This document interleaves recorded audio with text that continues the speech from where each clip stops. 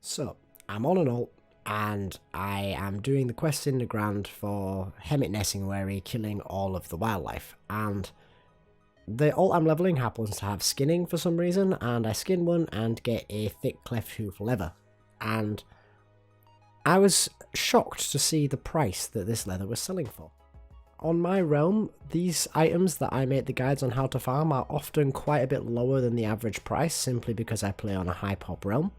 But this was actually slightly ahead, coming in at between 150 and 170 gold per leather. So I realised that it would probably make for a good continuation of the Skinning to Gold Cap series. So I took my main farming character to Nagrand to farm Clefthoof. The only problem being that I didn't know where was best to go. A quick wowhead search showed me that the Clefthoofs in Nagrand all can be skinned for the thick Clefthoof leather. However, it did not give me any alternatives to the Clefthoofs in Nagrand. If you want this item, this is where you're going. That being said, there are multiple types of Clefthoof and they are all over the area, so you do have a few little options. Now, when exploring our options, I did find that the mobs don't really have any singular location where you can hyperspawn them or even really prompt a particularly quick respawn, which did make it quite challenging to find an optimal place to suggest. We'll get onto that at the end, but first I'm going to be showing you all of the footage I did from some of my testing and all of the areas that I covered as a result of this testing. Now, I do cover the entirety of Nagrand, and there is varying degrees of success depending on what region I am in, and I did come up with a few suggestions for you that we'll get over at the end.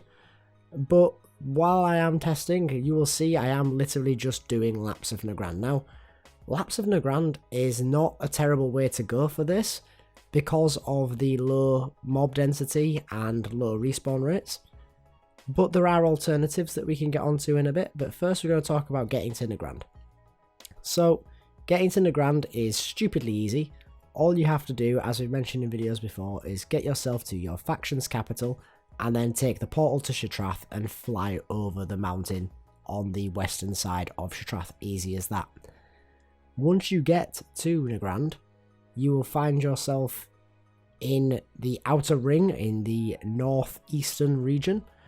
And this is actually one of the better parts of the circle that you would be doing of Nagrand if you were to do laps for mob density and respawn rate, but it is still far from excellent. It did prove, however, to be my favourite area to farm these leathers in, and that is why I'm listing it as number one, because once I made an adaptation to the area and added a little bit more into it, it became a little bit more viable. And by that I mean that originally the area I was covering was from just south of Garadar over to just north of the arena. Now, this area has quite a lot of mobs in it, but at a very low respawn rate. And as a result, you can find yourself without any mobs to kill, or certainly at a point where they're so sparse that you don't really feel like going and getting them. But if you take a few minutes per lap out of your time from farming these, you can go the few feet it is up the mountain into the elemental plateau and find yourself farming primals whilst also doing these leathers. That is by far and away my favourite way of doing this farm. If you are curious and you haven't seen my fire primal farming video, the elemental plateau is just north of the area described in this farm and has elementals of pretty much every type that you can just clear out all of the elementals, get yourself a few little primals, and then go back to farming your leathers.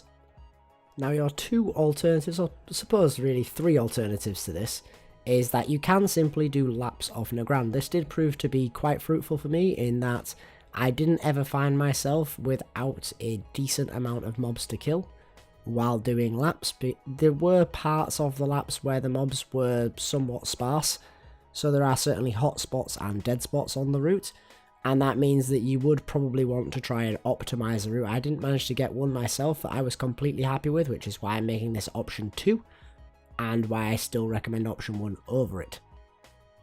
The next alternative is to simply go back and forth along the bottom of the zone around the giant crystal structure. This has quite high mob density and also has packs of the Clefthoof runts, which also give these leathers, but are much more mob dense. They are in packs of about 8 per time, and every one of those can have a chance to give you the Clefthoof leather. However, it does come at the cost of the drop rate. Now, these mobs do not respawn particularly quickly, and you can find yourself without any mobs to kill and no real alternative farm to do there, which is why I'm putting it as option 3. But it is very much a hotspot if you are doing the full cycles of Nagrand. And finally, the honourable mention, as it were, for alternatives that you can do with this farm are that every Clefthoof is a quest mob, and therefore it has the potential to have its respawn triggered. As to how many of the mobs it will take that you have to kill in order to be able to trigger this respawn is unknown to me, because I wasn't able to find anybody to do this with me in my testing, but I imagine it's going to be very high. If that's the case, you will need to properly test out for yourselves the appropriate places to split your groups between for triggering respawns, and this is going to prove to be quite the setup. If you can do it, this will prove to have the best rate of return, but it is going to be tricky to find other people to farm with you and then test where you want to best place people. Personally, going forward, I will be finding myself doing this farm in the lapping method of Nagrand, basically because of the amount of alternative farms there are also in Nagrand. This place is practically a gold mine. So whilst you are doing your laps, you can easily find yourself taking a detour into the caves that are centralised on the lower level, which are very heavy in ore. You can find yourself simply gathering all of the ores that you come across while doing your laps for the Clefthoof. You can go up to the elemental plateau and farm yourself some primals. And you can even go up to the ledge that we discovered in a previous Skinning to Go Cap video where we were after the scales from the snakes. Now, the final point I want to make on this is that the only steady gold that you're going to get, assuming that you're not doing any of the mining or killing any of the additional mobs for primals, is going to be in the form of the standard leathers from these creatures. Now, the not hide leathers in question do sell for good money, but you aren't going to get anywhere near as many of them as you do with other farms, simply because the kill count is lower.